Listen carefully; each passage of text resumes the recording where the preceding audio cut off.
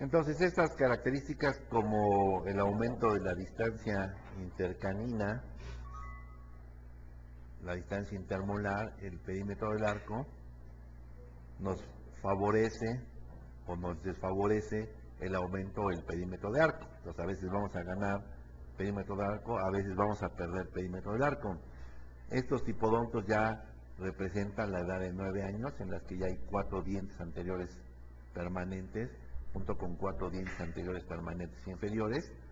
Y esto es para demostrar la erupción de los molares en un plano terminal recto, que decíamos que es normal que erupcionen en una clase 2 de 3.5 milímetros.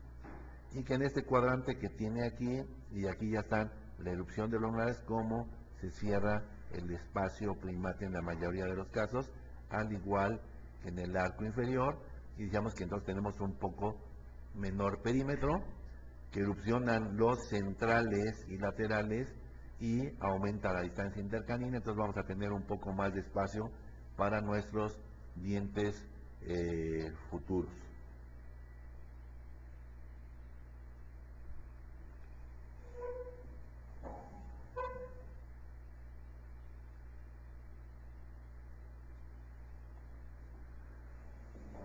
En este diapositiva siguiente vemos la formación de los dientes de adulto, vemos la formación del segundo molar y vemos la clase 2 de 3.5. A esta edad, cuando hay el recambio de los molares deciduos por los premolares permanentes, hay un fenómeno que en ortodoncia lo conocemos como ajuste mesial de los molares.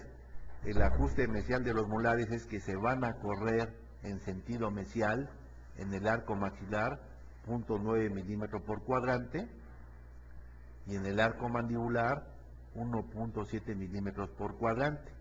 Este ajuste molar va a hacer que disminuya el perímetro del arco, y si va a disminuir el perímetro del arco, voy a tener menos espacio para mis próximos 3 dientes futuros. Este fenómeno de ajuste mesial va a hacer que el molar que ahorita está en clase 2 de 3.5, al perder más espacio en el arco mandibular, va a hacer que se nos dé la clase 1 molar.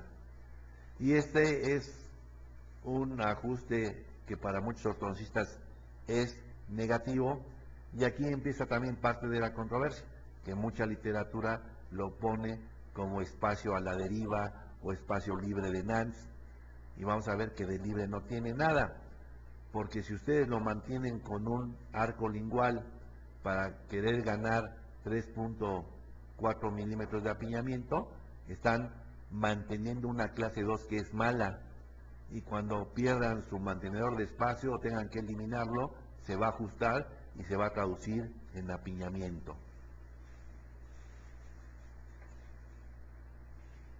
En estas diapositivas en negritas está representada la oclusión maxilar decidua, y en línea sencilla a donde estaba la cara distal del 2 antes de perder los molares. Están aquí donde está el puntero láser, y vean cómo nada más se pierden los molares, y ahora decíamos estamos 1 milímetro más adelante. En el arco mandibular estaban aquí originalmente cuando se perdieron los molares, vean todo lo que se corrió mesialmente, y recuerden que este fenómeno de ajuste mesial de los molares es para que a la edad de los 11 o 12 años se dé la clase 1 que no existía. Entonces por eso mucha gente opinamos que no pueden ustedes interferir con el ajuste mesial de los molares, porque estarían manteniendo una clase 2.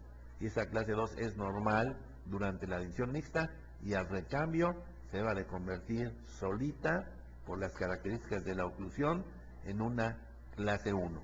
¿Cuántos años dura la clase 2? La clase 2, ¿a qué hora salen los molares? ¿A qué edad salen los molares? A los 6 años. ¿Y a qué edad se cambian los premolares? A los 11 o 12 años. Entonces quiere decir que se mantiene en clase 2 aproximadamente 5 años, desde que erupcionan a los 6 años hasta los 10, 11, que se recambia, incluso 12. Entonces, eso es lo normal. Otro fenómeno por el que ganamos perímetro del arco es que la erupción de los dientes de adulto es de patrón labial respecto de los dientes de infante. Los dientes de infante son dientes verticales al plano de oclusión. Si pudiésemos medir su ángulo axial de estos dientes, es casi de 180 grados. Y en los adultos, lo normal es de 120 125 grados, y esto hace que aumente el perímetro del arco para los dientes futuros. Vean estos dientes como están aquí verticales, como alcanzamos a ver parte del tipodonto. En cuanto erupcionan los dientes de adulto, vean, la erupción es bucal, y esto hace que ganemos espacio para todos los dientes, igual en el arco de arriba que en el arco de abajo. Hay que estar familiarizado con la secuencia de erupción cuando trata a uno niños. Y recuerden que esto que acabamos de ver, el plano terminal recto, se considera normal en el 70% de los pacientes. Pero que hay otro plano normal también, que es el que se llama plano terminal con escalón mesial, que también es normal y se da en menos frecuencia, se da en el 30% aproximadamente de los pacientes. Y aquí en la columna A vemos el plano terminal recto, y en la columna B vemos el plano terminal ya, que el molar erupciona ya en clase 1 en vez de estar en clase 2 a la misma edad. Pero, ¿qué otras características vemos? Que cuando hay el plano con escalón mesial terminal, observen ustedes el desgaste, la atrición de los dientes temporales, cosa que no se da cuando hay un plano terminal recto. Y es un tema también de controversia el desgaste en la oclusión temporal. Mucha gente opina que el desgaste es fisiológico, porque están en desarrollo muchos elementos anatómicos del niño, como es la eminencia articular, que muchos autores dicen que el bruxar es para que el cóndilo labre su cavidad glenoidea. Y pues suena lógico hasta cierto punto, pero si estos niños tienen que bruxar porque es fisiológico para hacer muchas cosas, entonces quiere decir que un niño que no bruxa, no se le van a formar esas cosas. Si hay que bruxar para labrar la cavidad, quiere decir que este niño no va a labrar su cavidad. Si este desgaste es fisiológico, ¿en qué momento deja de ser fisiológico para convertirse en patológico? ¿A qué hora, en qué minuto, de qué día? Si en los adultos el bruxar es patológico, ¿por qué en un niño lo vamos a considerar fisiológico? Porque hay niños, que son un grupo mayor, que no tiene que bruxar y va a tener todos los elementos anatómicos, va a tener su eminencia articular, va a tener todos sus elementos. Quiere decir que lo que se requiere para el estímulo es el movimiento mandibular durante la función, durante la masticación, la deglución, el hablar, ¿verdad? Y no necesariamente el rechinar los dientes. Entonces, se los dejamos en duda para que ustedes investiguen. Para muchos ortodoncistas, el bruxar a cualquier edad es sinónimo de patología y hay que tratarlo igual que un adulto. Los niños también están sujetos a estrés, igual que los adultos. Y en los adultos decimos, es que es por estrés que usted es bruxista. ¿Por qué en un niño el bruxismo no es producto del estrés? Entonces quiere decir que cuando los niños tienen su oclusión, nada más hay 3 opciones de planos terminales. El niño que es clase 2, se nace clase 2 y siempre va a ser clase 2. El plano terminal recto, que es el más abundante en el 70%, lo normal es que se convierta en clase 1. Si lo planeamos, se deba de convertir en clase 1. Pero si yo insisto o le pongo un mantenedor de espacio para querer ganar espacio, lo voy a mantener como erupcionan los molares en clase 2 de 3-5. Pero si el niño además se chupa el dedo o tiene hábitos, se puede hacer una clase 2 severa de 7 milímetros. Y ojo, porque el escalón mesial puede ser sinónimo de clase 3 y puede ser sinónimo si uno de los padres es clase 3. Entonces, si uno de los padres es clase 3 y el producto está en clase 3 o en escalón mesial, hay que darle ya tratamiento de clase 3. Si no hay el antecedente genético de la clase 3 planeado, lo podemos convertir en una clase 1. Entonces, estén muy pendientes de los escalones terminales en la dentición nada más de infante, porque nos va a decir en qué posición van a brotar los molares de los 6 años. Cuando se es clase 2, siempre van a erupcionar en clase 2. Cuando se es normal, van a erupcionar en clase 2 de 6 milímetros. Y cuando hay un escalón mesial, quiere decir que ya van a erupcionar en clase 1. Pero recuerden que la clase 1 en un niño puede ser sinónimo de clase 3. Entonces hay que investigar los antecedentes. Decimos, pregunta de examen: ¿cuál es la definición ortodóntica? Estamos hablando de definición ortodóntica de extracción seriada. Y así dice la definición, que es el procedimiento ortodóntico que consiste en la remoción predeterminada de dientes primarios y que culmina con la extracción de piezas permanentes. Entonces, aquí en la definición hay que llamar la atención en que es una definición ortodóntica, porque en odontopediatría tiene su propia definición de extracción seriada. Los ortodoncistas tenemos nuestra propia definición de extracción seriada. Entonces, lo primero que sepan que es una definición ortodóntica en esta charla. El otro dato importante en la definición: ¿qué significa una remoción predeterminada? Y hablamos de remoción predeterminada cuando tiene que suceder antes de que suceda de manera natural. O sea, el remover dientes antes de que suceda de manera natural y planeado. Y lo más importante es que dice que va a culminar con la extracción de piezas permanentes. No dice ni cuántas, ni dice cuáles. No dice ni cuántas, ni dice cuáles. Puede ser extracción seriada nada más en media arcada, puede ser extracción seriada de molares, puede ser extracción seriada de centrales. Cada caso es muy diferente, entonces por eso no dice ni cuántas, ni dice cuáles. La literatura le da el mérito al doctor Roberto Bunón de ser el primero que ya reportaba el beneficio de las extracciones en serie.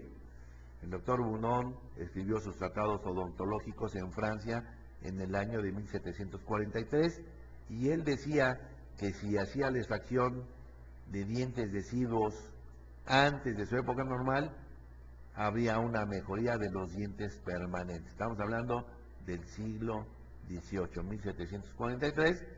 Quiere decir que la literatura del siglo XX es abundante y es diferente racialmente. Hay razas que se prestan más, que son razas protrusivas como los latinos, ¿verdad? Y razas que no se prestan a nada como los anglosajones, que el tipo de características faciales son diferentes, que también es otra controversia, en quién se presta y en quién no se presta para hacer.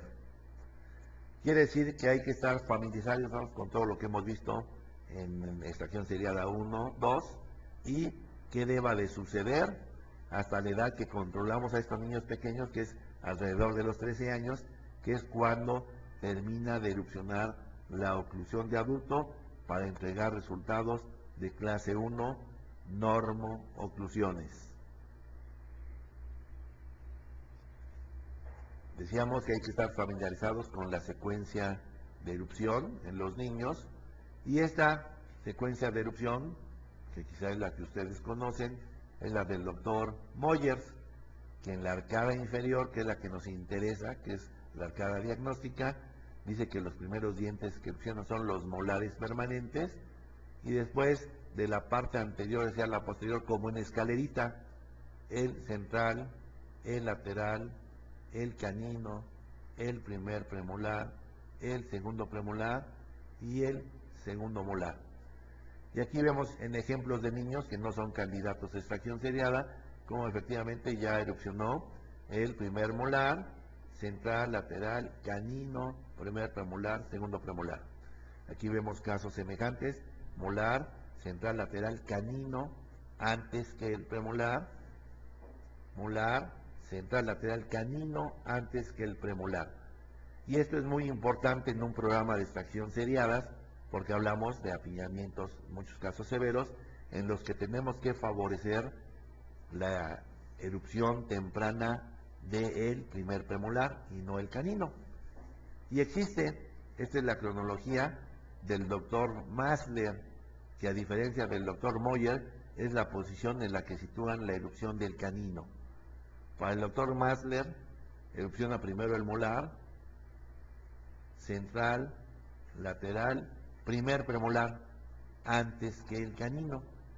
Y esto es importante porque es la pieza a extraer en la mayoría de los casos de extracción seriada. Entonces es importante que erupcione de manera natural o que induzcamos a la erupción temprana del primer premolar. Y aquí vemos casos, observándolos nada más, como el canino ha subido antes, como el premolar ha subido antes que el canino, como el premolar ha erupcionado antes que el canino, como el premolar ha erupcionado antes que el canino. Estos casos, que son, es obvio que de no extracciones, son patrones normales de erupción, pero si hubiese apiñamiento y erupción antes del canino, nos va a bloquear la extracción del premolar. Quiere decir que cuando uno ve niños y que nos vamos a hacer cargo de la oclusión, decimos que qué decisión tomar desde el punto de vista ortodóntico. Decíamos que desde el punto de vista ortodóntico nada más hay dos opciones: hacer ortodoncia convencional y hacer que los dientes le quepan, como muchos ejemplos que vimos al empezar la charla, o hacer programas de extracciones seriadas. Cualquiera de las dos opciones de no extracciones y de extracciones seriadas tiene que hacer que la oclusión luzca con todas sus características de oclusión, o sea, que los dientes parezcan artificiales, que los dientes parezcan de placa total, como ejemplo burdo, ¿sí? Pero estas son las características dentales: dientes verticales, máximos contactos oclusales, relación cúspide-troneras, haya, no importa qué número de dientes, con rostros agradables, perfiles rectos, sellado bucal automático y mentón, cosa que tiene lo mismo uno cuando tiene todos sus dientes o tiene las mismas características faciales cuando perdió 4 premolares. Entonces la meta final de tratamiento debe ser la misma si hacemos casos de extracciones contra casos de extracciones seriadas. Las metas deben de ser mismos, la manera de alcanzarlo es diferente.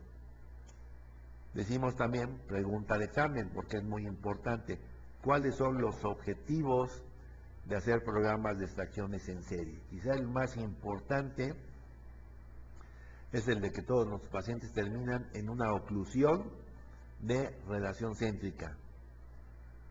Otro objetivo muy importante es el de evitar recidivas. Otro, una mejoría inducida naturalmente en la alineación de los dientes cuando están muy apiñados de manera natural. Acuérdense que esto lo decía el doctor Roberto Bundón desde 1743. Al haber una mejor alineación de los dientes muy apiñados, hay una mejor autoclisis y menos acumulamiento de placa bacteriana. Y si finalmente vamos a terminar en un trabajo ortodóntico, esto nos aminora enormemente el tiempo de trabajo. Quizá de estos objetivos el más importante es el de oclusión de relación céntrica. Si yo les pregunto a mis alumnos aquí presentes que cuál es O sea que si los niños nacen con una relación céntrica o no, o cómo se establece la relación céntrica. ¿Se nace con una relación céntrica o no se nace con una relación céntrica? No contestan, vamos a recordarles, no hay una relación céntrica. Vamos a recordarles lo que dijimos en esta acción seriada 1 de lo que es un axioma. ¿Recuerdan qué es un axioma? Es algo tan obvio que no requiere una comprobación científica. Entonces dijimos que el axioma natológico dice que los músculos activan el movimiento, que los huesos guían el movimiento, que los ligamentos limitan el movimiento y que los órganos dentarios detienen el movimiento. Entonces otra vez la pregunta es, ¿los niños nacen con una oclusión de relación céntrica? Bueno, con una relación céntrica porque es obvio que no tienen dientes cuando nacen, pero ya hay una relación céntrica porque tienen musculatura, tienen huesos, tienen ligamentos.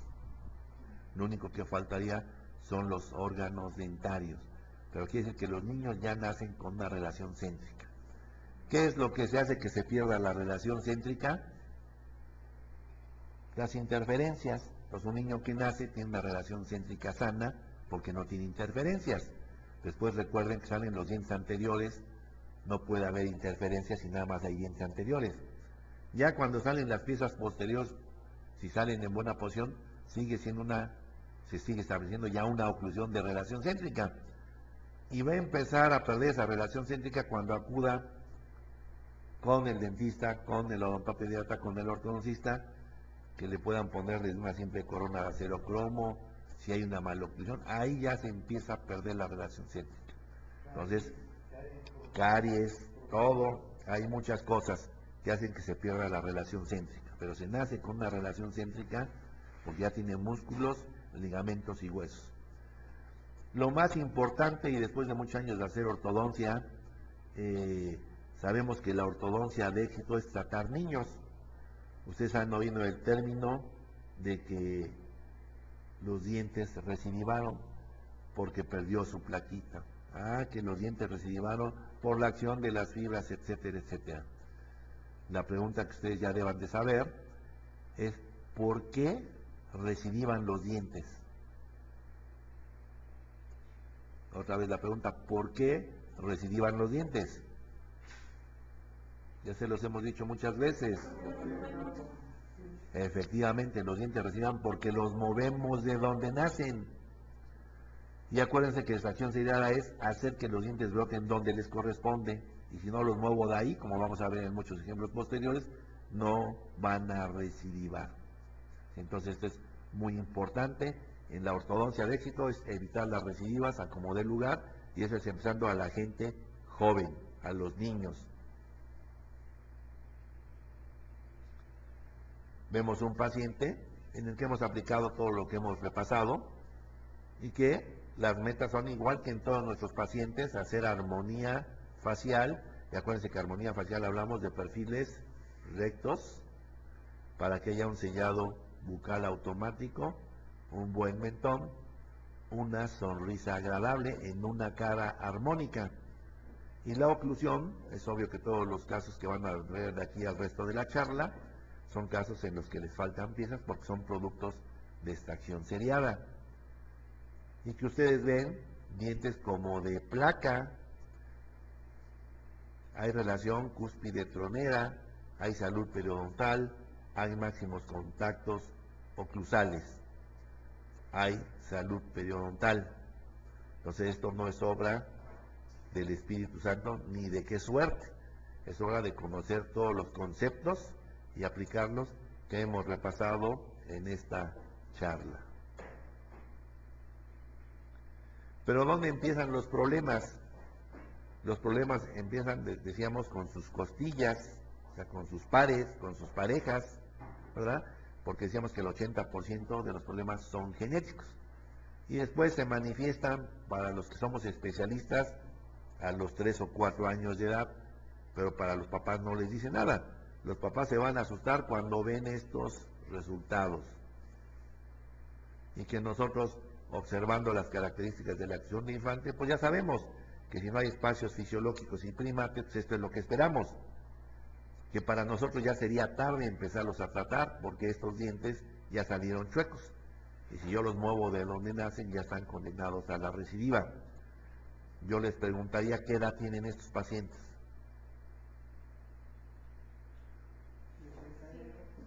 7, 7,5, 8 años, que son clases 1, pero que ya tienen problemas de apiñamiento. Vean, aquí no va a caber el lateral, está saliendo chueco por falta de espacio, salieron igual. Entonces, de ahí que desde el punto de vista clínico, el primer paso para hacer un programa de extracciones en serie, dice, es extraer los 4 caninos temporales. No dice 1, ni dice 2, ni dice 3, dice los 4 caninos temporales, y que quitando los 4 caninos temporales, solo se procura una mejoría muy rápida y máxima en el apiñamiento de los centrales y laterales superiores e inferiores, como lo decía Roberto Bunón, desde 1743. Y aquí vemos un paciente en el que hemos aplicado estos conceptos. ¿Qué edad tiene este niño?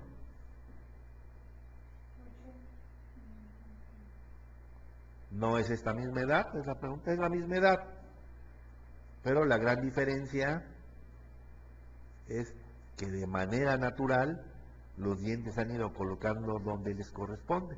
¿Por qué? Porque al quitar los dientes que dice la literatura, abrimos la puerta y se van colocando donde les corresponda. Los labios los cachan y la lengua los avienta. Van encontrando su centro de equilibrio. Y si salen donde les corresponde y yo no los muevo de ahí, por eso van a ser estables.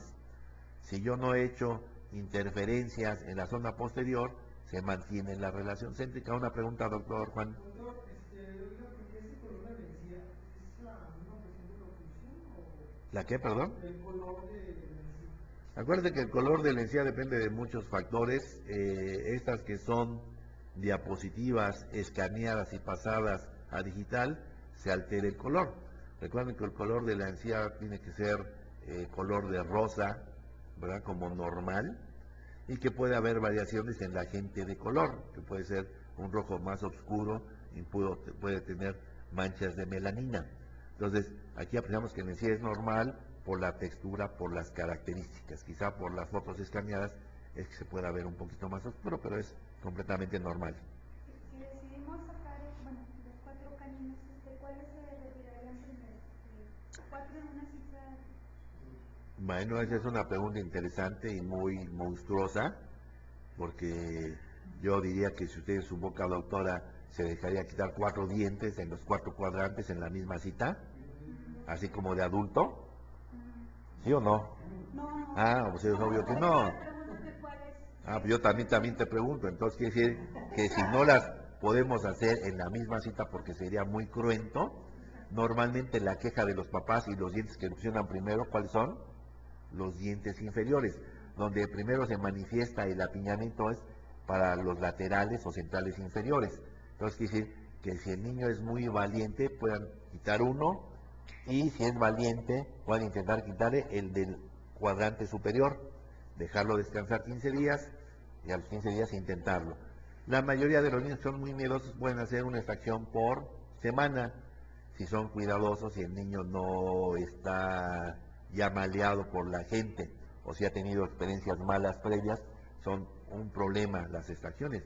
Pero si es un niño sano que son sus primeros contactos con el dentista y ustedes los manejan adecuadamente, a veces son los mejores pacientes, porque si ustedes hacen maniobras cuidadosas y no le duele y se lo explican perfectamente, el niño lo va a entender y les va bien en la mayoría de los casos. Entonces quiere decir que van a ser en un lapso de alrededor de 1 mes, 6 semanas, pero no una cada 6 meses, porque entonces lo que es las líneas medias y todo se van a empezar a desviar. Entonces decíamos que estos niños tienen la misma edad de estos otros niños. La diferencia es que aquí ya es tarde porque no se ha quitado nada.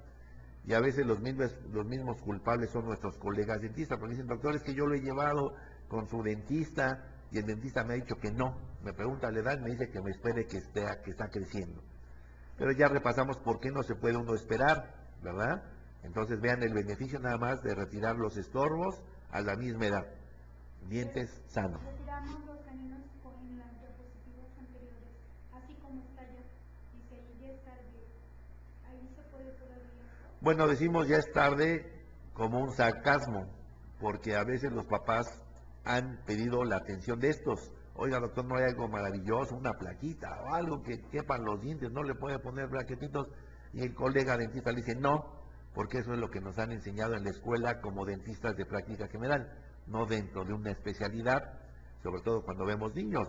Entonces quiere decir que si ustedes en esta edad temprana quitan los caninitos, ¿quién los va a alinear? La lengua los empuja y acuérdense que el labio los cacha. Entonces a esta temprana se puede hacer mucho, ustedes quitan aquí el canino, ya va a salir donde le corresponde. Entonces quiere decir que sigue siendo buena edad, pero no a los 11 o 12 años, cuando ya es demasiado tarde. Entonces vean el beneficio del quitar o remover nada más los 4 caninos temporales. Hay una segunda opción que pone por ahí la literatura, que dice que la extracción de los 4 primeros molares temporales solo brinda la más temprana erupción de los 4 primeros premolares.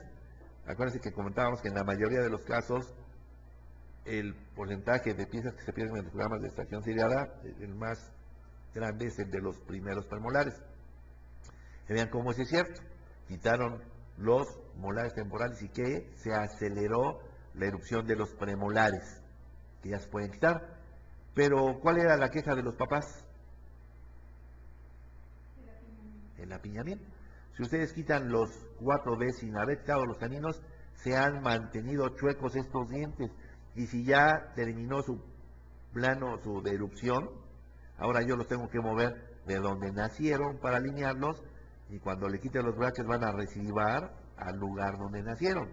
Entonces quiere decir que esta opción nunca la hacemos desde el punto de vista clínico. Nunca quitamos los primeros molares solitos con el objeto de acelerar la erupción. Siempre es el canino solito.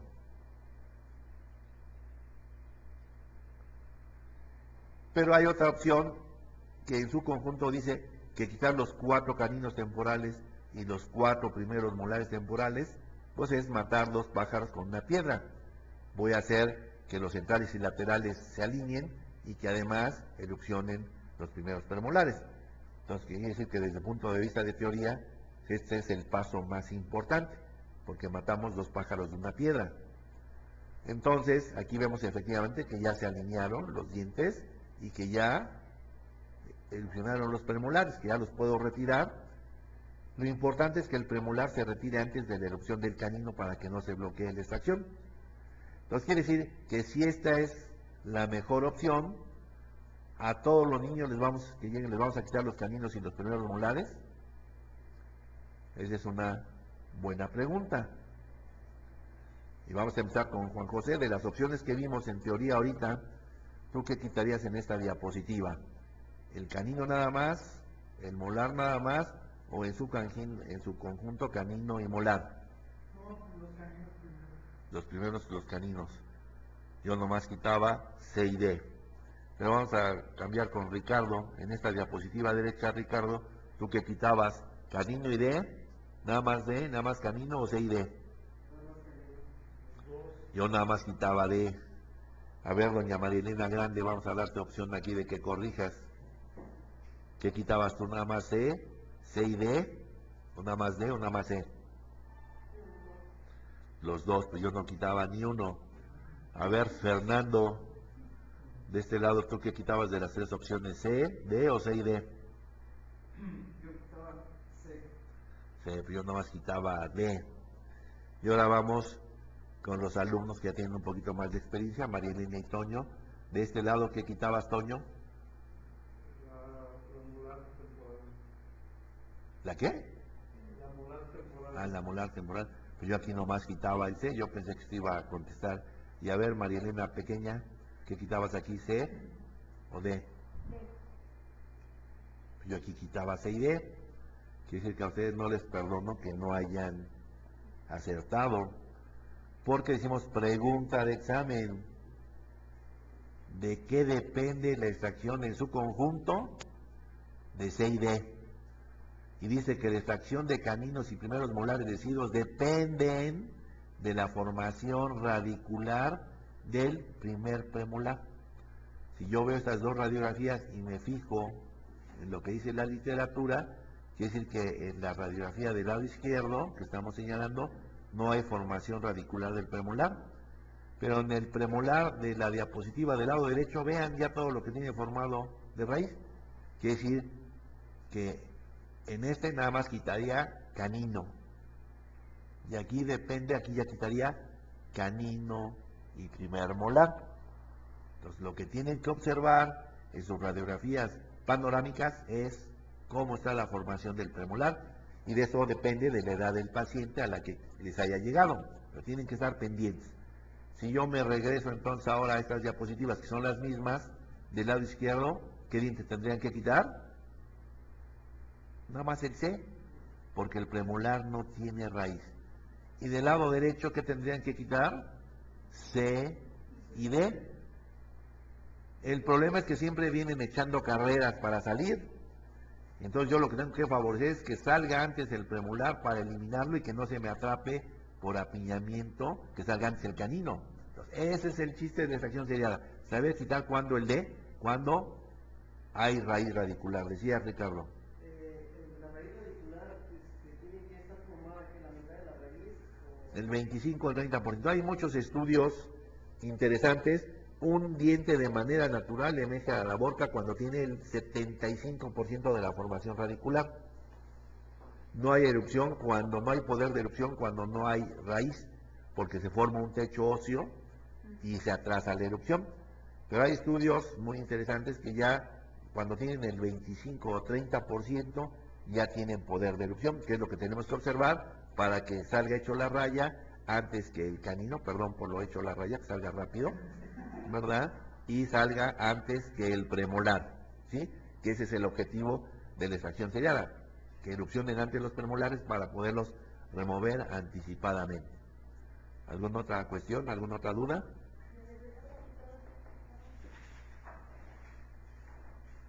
¿Aquí? Entonces quiere decir que de su radiografía, acuérdense que nosotros recibimos un paquete para cuando nos tenemos que hacer cargo de un niño, un paquete que va a ser un paquete ortodóntico. Si ustedes lo ven antes del paquete ortodóntico, pues mínimo tienen que tomar radiografías periapicales o idealmente mínimo una panorámica, que es más fácil para un niño porque nos da un panorama para ver toda la oclusión, si está completa, ¿verdad? Ver el tabique, ver las fosas, ver los senos maxilares, o sea, tenemos un panorama muy amplio. Y es más fácil tomar una panorámica en un niño que a veces, muchas veces, las periapicales. Pero en las panorámicas no se altera un poco más Sí, se altera la posición, no es verdadera. Pero acuérdense que esa nos dirá nada más para remover los dientes temporales. ¿Sí? Decimos pregunta de examen, ¿cuándo están indicadas las extracciones específicamente de primeros premolares? ¿Cuándo tenemos estas tres condiciones en nuestros pacientes? Cuando hay micrognatismo anteroposterior, está indicado remover primeros premolares. ¿Qué significa micro? Pequeño, natos, huesos. Quiere decir que cuando nuestros huesos son pequeños en el plano antero-posterior, el resultado es que los dientes no van a caber. Cuando hay macrodoncia, ¿qué significa macrodoncia?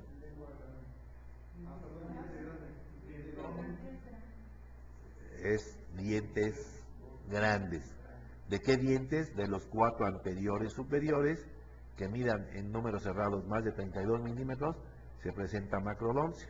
Con huesos normales y macrodoncia no van a caber los dientes, va a haber necesidad de remover premolares.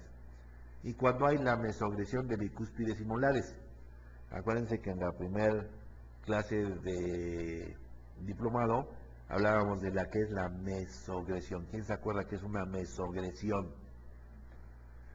que se remueven los dientes temporales por caries rampantes o por X problemas y que no se ponen mantenedores de espacio, el molar permanente se recorre muy rápidamente hacia la línea media. Eso se llama mesoagresión. Entonces, si se corre rápidamente a las líneas medias, nos va a bloquear la erupción muchas veces de los premolares.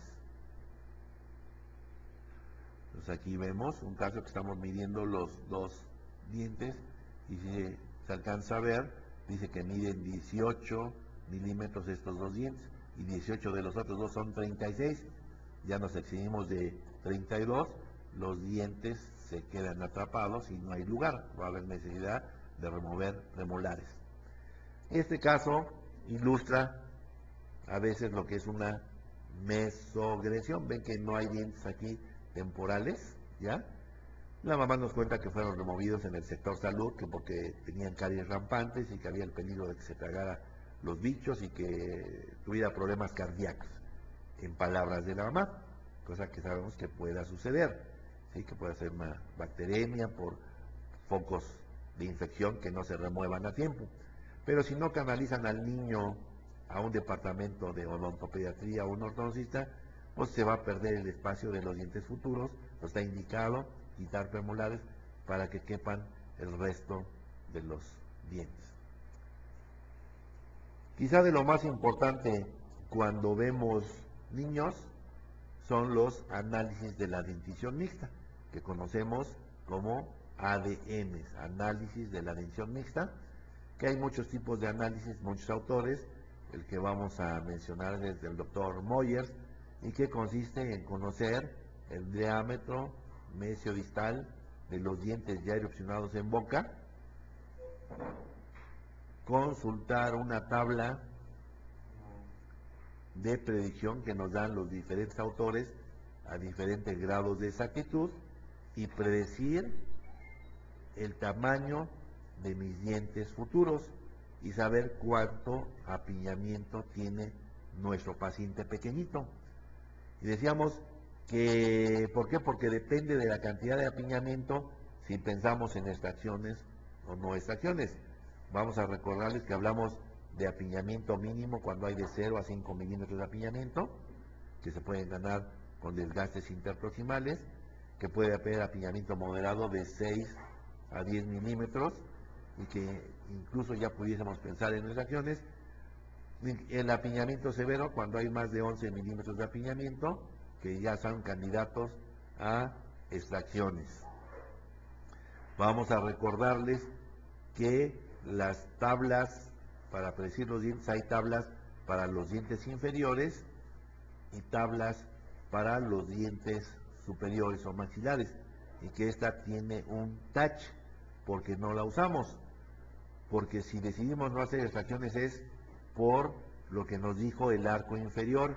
Si en el arco inferior tuve necesidad de remover dientes, en el arco maxilar es obvio que lo tengo que hacer para poder ajustar la oclusión. Recuerden que los análisis de dentición mixta se hacen midiendo el ancho de central y laterales inferiores, tanto para predecir los dientes mandibulares como para predecir los dientes maxilares. Lo hacemos a expensas de los dientes inferiores. ¿Por qué razón? Porque recuerden que el lateral superior es el diente número 1 en falla de forma. Es el diente que con mayor frecuencia está ausente o a veces tiene formas feas, y por esa razón no se puede usar para predecir los dientes maxilares. Los hacemos a expensas de los dientes inferiores.